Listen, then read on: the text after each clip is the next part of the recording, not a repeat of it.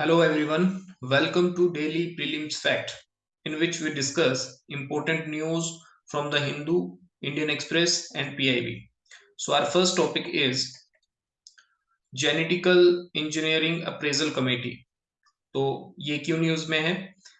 ये इसलिए न्यूज में है क्योंकि अभी रिसेंटली जेनेटिकली मॉडिफाइड मस्टर्ड को अप्रूव कर दिया गया है इस कमेटी के द्वारा, जिसका नाम है DMH, दैट इज धारा mustard hybrid 11. So very important for the exam, धारा मस्टर्ड हाइब्रिड 11.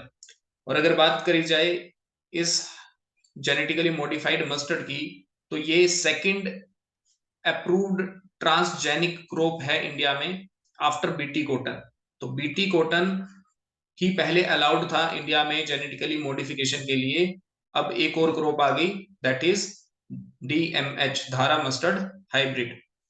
और अगर फूड में बात करी जाए तो फूड में ये फर्स्ट है, फूड क्रॉप में इट इज ए फर्स्ट. और अगर बोला जाए कि हाइब्रिडाइजेशन क्या होती है, तो हाइब्रिडाइजेशन में क्रॉसिंग करी जाती है दो जेनेटिकली डिसिमिलर प्लांट वैरायटी की, that can even be from the same species. अगर क्रॉसिंग की बात करी जाए, हाइब्रिडाइजेशन की बात करी जाए, तो हाइब्रिडाइजेशन के दौरान दो स्पीशीज की ईल्ड बढ़ाई जा सकती है रेदर देन उनको इंडिविजुअली यूज करके. इंडिविजुअली जो ईल्ड होती है वो कम होती है, बट दो स्पीशीज की अगर हाइब्रिडाइजेशन करके ईल्ड ज्यादा अडोप्ट करी जा सकती है. एज पर the scientist of Delhi university centre for genetical manipulation of crop plant, उन्होंने ये जो हाइब्रिड मस्टर्ड है इसको डेवलप किया है, जिसमें दो एलाइन जीन हैं जो कि कहां से आइसोलेट करे गए हैं, सोइल बैक्टीरियम से, जिसका नाम है बैसिलस एमाइलो लिक्विफेसिन. और अगर इन साइंटिस्ट की बात करी जाए तो इन्होंने डिप्लॉय किया barnase barstar GM technology to create viable hybridization system in mustard. तो अगर इस सिस्टम की बात करी जाए तो इसमें दो Indian popular Indian mustard variety को क्रॉप किया गया है, क्रॉपिंग करी गई है, क्रॉसिंग करी गई है, दैट इज वरुणा, जिसको वार्नेस लाइन बोलते हैं, एंड ईस्टर्न यूरोपियन, जिसका नाम है हीरा 2. तो दो इंडियन वैरायटी का हाइब्रिडाइजेशन हुआ है इसमें, हीरा 2 एंड वरुणा. तो एज पर द साइंटिस्ट की DMH11 से जो ईल्ड है वो 28% बढ़ाई जा सकती है. So this is very important for your exam. अगर सेकंड न्यूज की बात करें तो सेकंड न्यूज है about competition commission of India.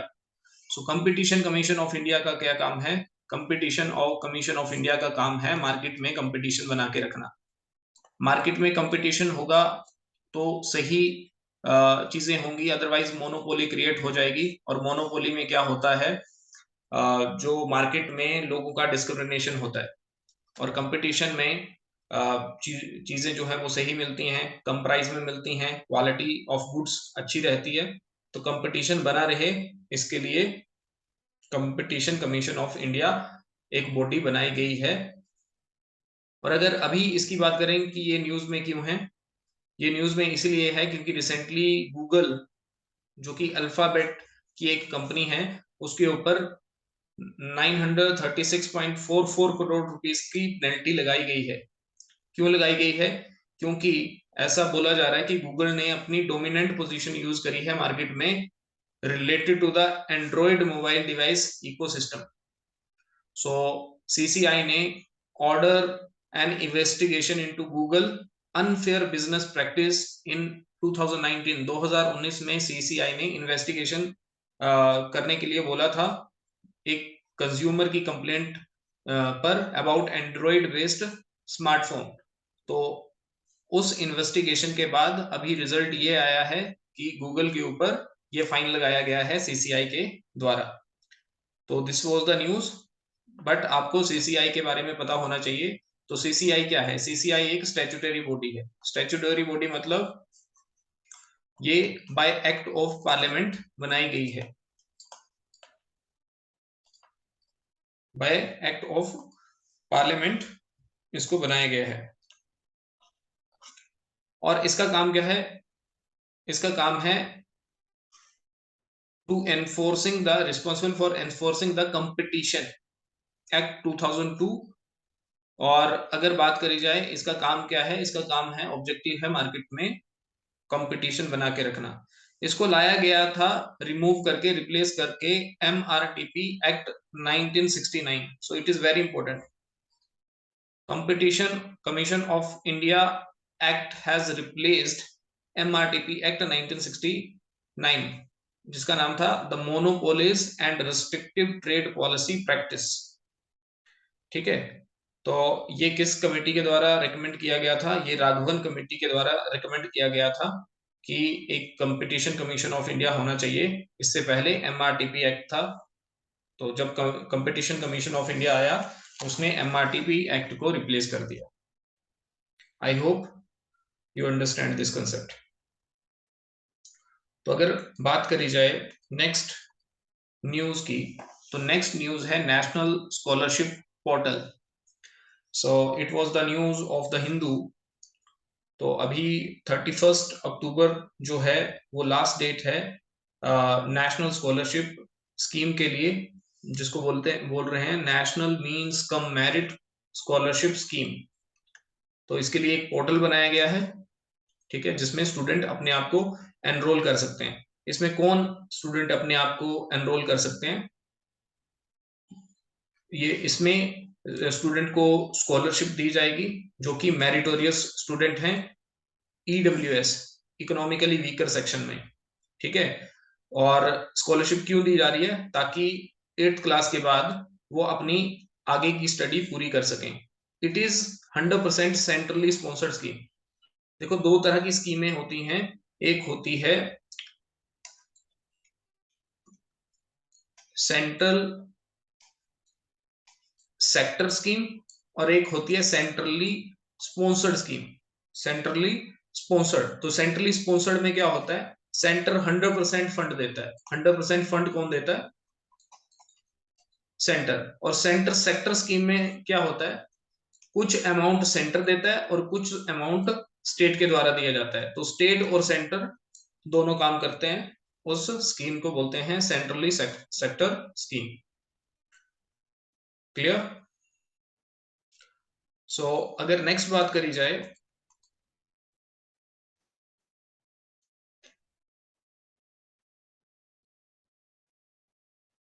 Next है 7th annual meeting of the board of governor of AIIB। So AIIB क्या है? AIIB है एशियन इंडस्ट्रियल इंफ्रास्ट्रक्चर बैंक। तो बेसिकली अभी इसकी 7th एनुअल मीटिंग थी, जिसमें पार्टिसिपेट करा निर्मला सीतारमन जी ने, जो कि हमारी finance and corporate affair minister हैं। क्लियर? और इस साल का जो थीम था इस मीटिंग का, वो था sustainable infrastructure toward a connected world. Very important for the exam. Sustainable infrastructure toward a connected world was the objective of AIIB meeting. अगर बात करी जाए AIIB बैंक की, तो it is what? It is a multilateral development bank. Multilateral development bank, जिसका objective क्या है? To improve economic and social outcome of Asia. Clear?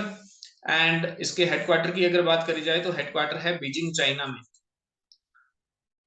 इसमें जो सबसे पावरफुल बॉडी है that is board of governor, जो कि हाईएस्ट डिसीजन मेकिंग बॉडी है अंडर आर्टिकल्स ऑफ एग्रीमेंट। तो सबसे हाईएस्ट डिसीजन बॉडी कौन सी है? Board of governor.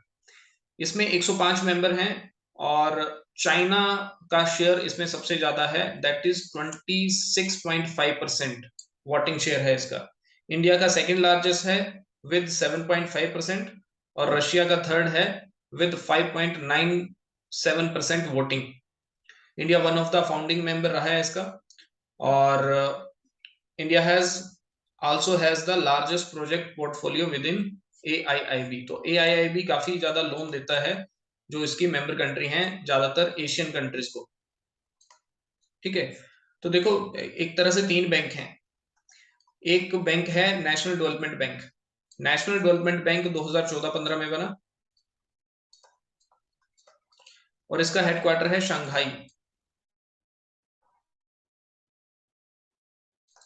Shanghai China में। ठीक है, और इसको बनाया किसने? ब्रिक्स ने। BRICS stands for Brazil, Russia, India, China, South Africa, तो इन्होंने बनाया। एक बैंक है एडीबी। एडीबी है Asian development bank. This is new development bank. ये है Asian development bank.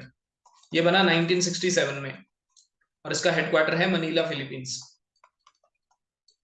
Manila, Philippines में। अब ये बैंक्स क्यों बनाए गए? बेसिकली जो वर्ल्ड बैंक है, आईएमएफ है, उनके ऊपर ज्यादातर एलिगेशन ये लगते हैं कि वो ज्यादातर सपोर्ट करते हैं, इकोनॉमिकली हेल्प करते हैं, फाइनेंशियल हेल्प करते हैं यूरोप की और यूएसए जैसी कंट्रीज की। तो जो स्मॉल कंट्रीज हैं, एशियन कंट्रीज हैं, साउथ अमेरिकन कंट्रीज हैं, इनकी ज्यादातर हेल्प, अफ्रीकन कंट्री हैं, इनकी ज्यादातर हेल्प वर्ल्ड बैंक और आईएमएफ नहीं करता है। इसीलिए एशिया में ऐसे बैंकों की स्थापना करी गई। और एशियन कंट्रीज जितनी भी हैं, इवन देखो एक डिस्कशन ये भी चलती है global south versus global north. ठीक है, तो ग्लोबल नॉर्थ में ज्यादातर जो रिच कंट्री रहती हैं उनका एक ग्रुप बन गया है ना। जो ग्लोबल साउथ में है वो पुअर कंट्रीज का ग्रुप बन गया है। तो ग्लोबल साउथ हमेशा एक एलिगेशन लगाता है कि ग्लोबल नॉर्थ की ही सुनी जाती है वर्ल्ड प्लेटफॉर्म्स में।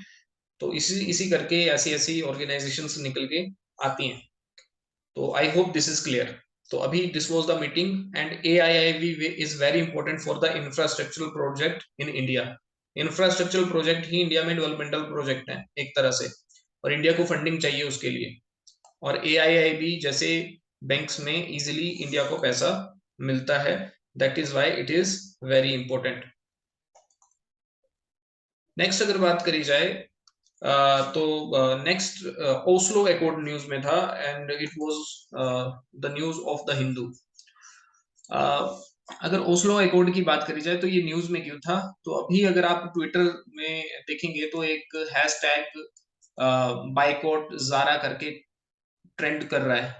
ठीक है, तो मुझे इस न्यूज के बारे में ज्यादा पता नहीं है, बट ऐसा बोला जा रहा है कि ये एक एक्ट्रेस हैं और कुछ इसराइल को लेके और पैलेस्टीन को लेके इशू हो गया है, और इजरायली जो लोग हैं वो बाइकॉट ज़ारा करके उन्होंने ट्रेंड चला दिया ट्विटर पे। ठीक है, तो but I have found this point Oslo accord. तो ओस्लो अकॉर्ड आपको पता होना चाहिए क्या है। तो बेसिकली ये एक पीस ट्रीटी है between Israel and Palestine Liberation Organization. तो देखो इसराइल जो बना है ना, इसराइल बना है पैलेस्टीन से। ठीक है, तो एज इसराइल को पहले एज ए कंट्री भी नहीं माना जाता था। अभी भी बहुत सारी कंट्रीज ने रिकॉग्नाइज नहीं किया है as a country, but Israel is now a country, पर पहले नहीं माना जाता था क्योंकि ये पैलेस्टीन से अलग होके बना था और बाउंड्री डिस्प्यूट इनमें बहुत ज्यादा है पैलेस्टीन और इसराइल के बीच में। तो डिस्प्यूट बहुत है, वॉर की सिचुएशन भी काफी बार आई। ठीक है, इसराइल ने काफी बार, इसराइल के ऊपर अटैक भी हुआ। इसराइल ने काफी बार जो उसके एक्चुअली नेबर हैं उनको हराया भी। बट इन द एंड क्या हुआ, एक पीस टॉक हुई जिसको बोलते हैं ओस्लो अकॉर्ड। ठीक है, तो it was a peace treaty between Israel and Palestine. Clear? But ये 1993 में साइन हुई and it was the first piece agreement between Israel and Palestine. But अगर इसकी बात करी जाए तो ये डायरेक्टली एड्रेस नहीं कर रहा है permanent status to Israel. Israel को एज ए कंट्री नहीं मान रहा। इशू ऑफ वाटर है बिटवीन टू कंट्री, तो इसको भी ढंग से नहीं सॉल्व किया गया है। रेफ्यूजी, जेरूसलम का इशू, सेटलमेंट एंड बॉर्डर्स। ठीक है, तो इसके बारे में कोई भी डायरेक्टली एड्रेस नहीं हुआ इस अकॉर्ड में। But it set up the structure for them to be negotiated. ठीक है, तो एक ऐसा स्ट्रक्चर बनाया गया कि वन बाय वन ये सारे इश्यूज जो हैं वो डिस्कस किए जाएं। ठीक है, once the trust was built. ठीक है, क्योंकि देखो पैलेस्टीन में भी काफी इशू रहा इजराइल को लेके, इजराइल में भी काफी इशू रहा इसको लेके। तो एकदम से ये सारे इशू सॉल्व नहीं हो सकते, तो जो ओस्लो अकॉर्ड है उसमें ये बोला गया कि ये वन बाय वन इशू जो है वो सुलझाए जाएं जैसे ही एक दूसरे के ऊपर ट्रस्ट बना लिया जाए तो। ठीक है, और इसी के साथ फिर पैलेस्टीनियन अथॉरिटी बनी 1995 में। Clear. But after the failure of the Camp David to submit 2000, ठीक है, तो ये ओस्लो अकॉर्ड जो है वो कोलैप्स कर गया। ठीक है, तो बेसिकली अभी तो इशू चलो ठीक है, बट पीछे अगर आप 1-2 साल पहले देखोगे तो इसराइल के ऊपर काफी अटैक हुआ। अभी भी बाउंड्री डिस्प्यूट्स हैं इसराइल में बहुत सारे। ठीक है, एक गाजा स्ट्रिप करके जगह है, वो भी एक इशू है। ठीक है, और ऐसा बोला जाता है कि इसराइल जो है वो इलीगली बहुत ज्यादा लैंड ऑक्युपाई कर रहा है, उसने बहुत ज्यादा लैंड जो है वो पैलेस्टीन की कब्जा करके रखी हुई है। तो ये इशू जो है वो वर्ल्ड लेवल पे है, but you should know about what is Oslo accord. ठीक है, तो एग्जाम में आपसे पूछा जा सकता है। नेक्स्ट अगर बात करी जाए, next topic was from UNICEF. तो यूनिसेफ क्या है? United Nation International Children's Fund. This was the news in the newspaper, I think it was in Indian Express. So Indian Express में ये न्यूज था, but it was not only talking about the children, but it is also talking about heat wave. ठीक है, so how heat wave will impact the children, तो ये इसके बारे में बात करा गया है इस रिपोर्ट में। तो अभी एक रिपोर्ट आई है इसकी, जिसका नाम क्या है? The coldest year of the rest of their lives. So very important, the coldest year of the rest of their life, ठीक है, इज रिलीज्ड बाय यूनिसेफ। तो इसमें क्या किया गया है? It calls for protecting children for escalating impact of heat waves. तो इस रिपोर्ट की फाइंडिंग क्या है? पहले हीट वेव के बारे में बात करा है, तो इसने बोला है कि around 559 million children exposed to high heat wave frequency and around 624 million children are exposed to one of three other high heat measure: high heat wave duration, high heat wave severity, and extreme high temperature. So this is very huge number of children which are exposed to heat wave. अगर बात करी जाए इसकी findings की, तो बोला 2050 तक every children on earth, over 2 billion children, is forecast to face more frequent heat wave regardless of whether the world achieve a low greenhouse emission. अगर वर्ल्ड लो ग्रीन हाउस एमिशन को अचीव भी कर लेता है, तब भी 2050 तक 2 मिलियन से ज्यादा चिल्ड्रन फ्रीक्वेंट हीट वेव को फेस करेंगे। ठीक है, तो एस्टिमेटेड टेम्परेचर जो है वो 1.7 डिग्री से वार्म होने की बात हो रही है यहाँ पे 2050 तक। ठीक है, so and very high green house emission जो रहेगा वो रहेगा उसकी वजह से 2.5 डिग्री वार्मिंग हो जाएगी 2050 तक। ठीक है, तो ये जो ग्रीन हाउस इफेक्ट हो रहा है, ग्रीन हाउस गैसेस एमिशन हो रहा है, इससे ग्लोबल टेम्परेचर, ग्लोबल का एवरेज टेम्परेचर जो है वो काफी इंक्रीज हो रहा है, विच इज वेरी डेंजरस। तो इसके कारण हीट वेव हो रही है, सी का लेवल बढ़ रहा है, सी का लेवल बढ़ने के साथ जो आइलैंड कंट्रीज हैं उनको भी खतरा है। ठीक है, ड्रोट्स आ रहे हैं, फ्लड बढ़ रहे हैं। ठीक है, तो सबसे ज्यादा अगर इसका देखा जाए तो इसका क्लाइमेट चेंज का सबसे ज्यादा बुरा प्रभाव पड़ रहा है अफ्रीका जैसे कॉन्टिनेंट में, और Africa green house gases emission सबसे कम करता है, बट इम्पैक्ट सबसे ज्यादा अफ्रीका में देखने को मिलता है। So this is very important for your exam. अगर हीट वेव की बात करी जाए तो इसी के साथ अगर अगर ऐसा बोला जाए कि अगर ऐसा ही चलता रहा तो बहुत ज्यादा वल्नरेबिलिटी हो जाएगी हेल्थ इश्यूज को लेके, क्रॉनिक रेस्पिरेटरी कंडीशन, अस्थमा और कार्डियोवैस्कुलर डिजीजेस होने के ज्यादा चांसेस हैं यंग पीपल में। ठीक है, मुश्किल हो जाएगा यंग पीपल का to regulate their body temperature. Children in the northern region will face most dramatical increase in high heat wave severity while in 2015, or half of the all children in Africa and Asia will face exposure to high extreme temperature. So northern region में high heat wave severity देखने को मिलेगी and Asia और Africa जैसे continents में extreme high temperature हो जाएगा। ठीक है, जिसके कारण ड्रोट भी पड़ सकते हैं and drinking water and healthy food की शॉर्टेज भी हो सकती है। ठीक है, और हीट वेव के कारण क्या होगा, स्टंटेड डेवलपमेंट होगी। ठीक है, ठीक है, दो कंसेप्ट होते हैं चाइल्ड डेवलपमेंट में, एक होता है स्टंटिंग, ठीक है, एक होता है वेस्टिंग। ठीक है, स्टंटिंग क्या होता है, स्टंटिंग होता है height with respect to weight. ठीक है, एंड वेस्टिंग क्या होता है, वेस्टिंग होता है वेट। तो बेसिकली स्टंटेड डेवलपमेंट होगी, बच्चों की हाइट नहीं बढ़ेगी विद रिस्पेक्ट टू वेट। ठीक है, और इसकी वजह से फैमिलीज माइग्रेट करेंगी। So it was the findings of the report. ठीक है, तो आपको पता होना चाहिए ये रिपोर्ट किसने निकाली है, very important for the exam. ठीक है, तो what is the name of the report, the coldest year of the rest of their lives. इस रिपोर्ट को आप नोट डाउन कर लो, it is given by UNICEF. Next जो टॉपिक न्यूज में था दैट वाज गोल्डन टेम्पल। ये क्यों इंपॉर्टेंट है, बिकॉज अभी रिसेंटली जो हमारे वाइस प्रेसिडेंट हैं इन्होंने विजिट करा है गोल्डन टेम्पल को। और कौन है हमारे वाइस प्रेसिडेंट, जगदीप धनकर। तो इन्होंने अभी विजिट करा है गोल्डन टेम्पल को।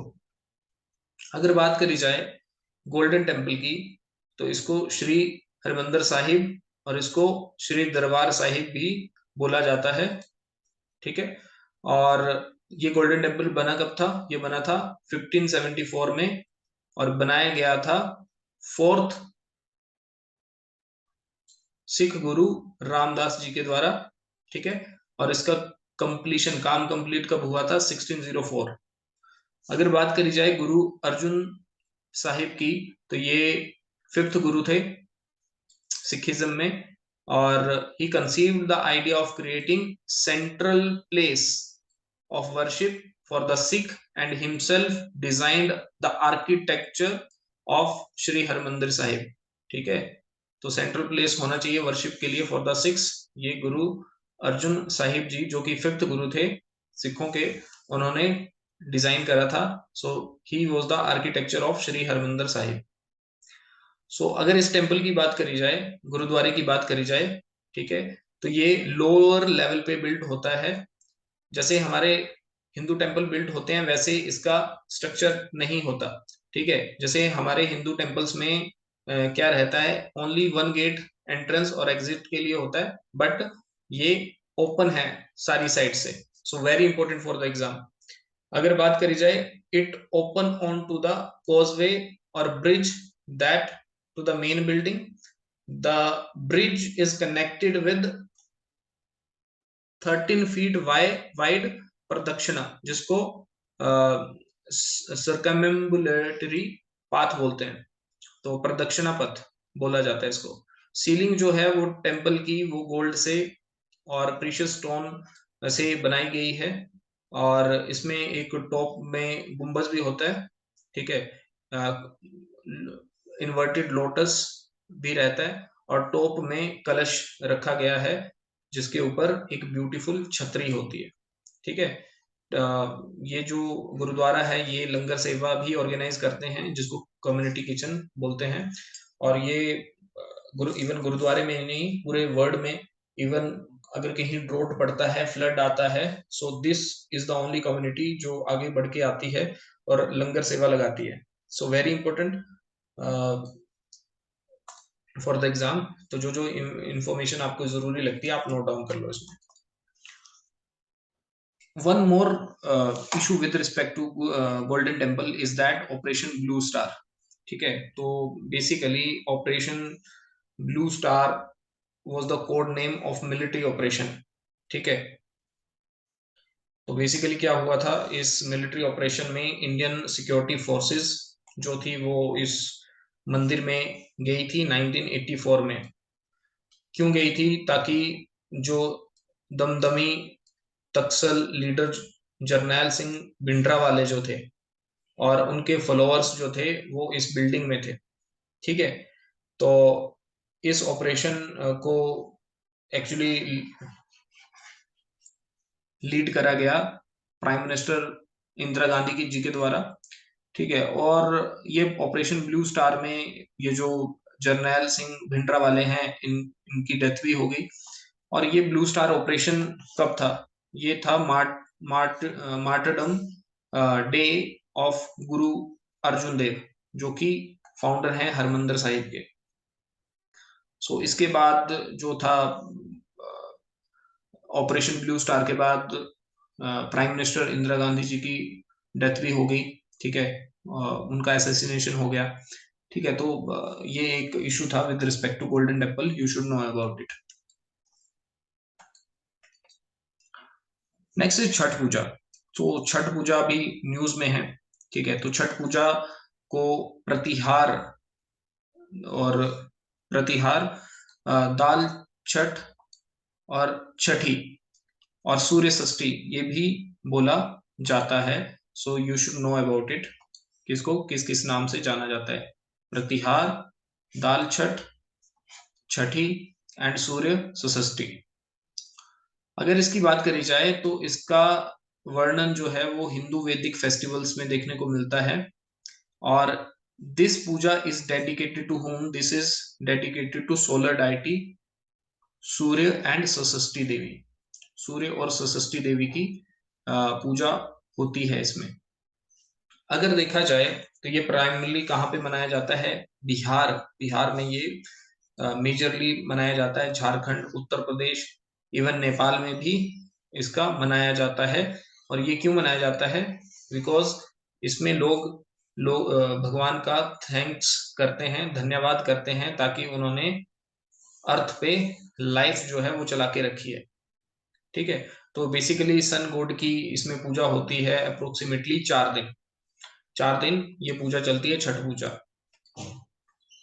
ठीक है। तो फर्स्ट डे क्या होता है? फर्स्ट डे को बोलते हैं नहाए खाए। नहाए खाए में क्या होता है? बेसिकली होली डिप लिया जाता है वाटर में, specially in the river like Ganga, ठीक है। और women folk who observe Chhath take only single meal, ठीक है। एक ही टाइम खाना खाएंगे और एक ही खाना खाएंगे एक दिन में। और अगर सेकंड डे की बात करी जाए तो सेकंड डे को बोलते हैं खारना। खारना में क्या होता है? ड्राई फास्टिंग किया जाता है, जिसमें इवन पानी तक नहीं पिया जाता, ठीक है। और सनराइज में ये रखा जाता है, सनसेट में व्रत जो है उसमें खाया जाता है। और इसको कब तोड़ा जाता है? सनसेट में तोड़ा जाता है, after offering food to the sun. Third day जो होता है वो थोड़ा इंपॉर्टेंट डे है। So after having a prasad on on the second day, तो थर्ड डे मेन डे होता है छठ डे पूजा का, जिसको अर्घ्या बोलते हैं। अर्घ्य, अर्घ्या मतलब सूर्य को जल चढ़ाना, ठीक है। तो it is the only time of the year, ये पूरे साल में एक ऐसा दिन होता है जिसमें सन जब डूबने वाला होता है तब अर्घ दिया जाता है। सो वेरी इंपॉर्टेंट, थर्ड डे में डूबते हुए सन को अर्घ दिया जाता है, ठीक है। On the third day fasting continue through out the night, और नाइट तक फास्टिंग चलती है, ठीक है। और जो लास्ट डे होता है उसको बोलते हैं पराना, ठीक है।